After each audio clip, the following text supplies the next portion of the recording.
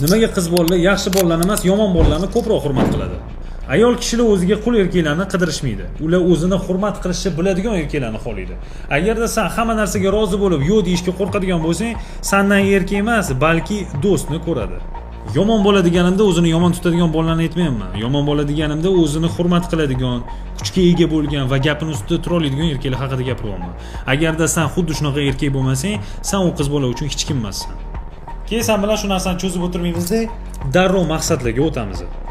O'z ishing bilan band bo'l. Agarda seni hayoting uni atrofida aylansa, sen 100% yutqizganingni bildirasan. Yo'q deyishga qo'rqma. Agarda senga yoqmaydigan vaziyatlar bo'lsa, darrov javobini ayt.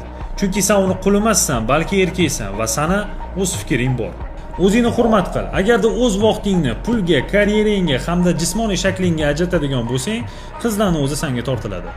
Agarda sizni hayotingiz davomida ushbu muammolar juda ko'p uchrayotgan bo'lsa, Telegram ilog'imga o'ting va ushbu yerda men sizga barcha muammolarni hal qilishga yordam beraman.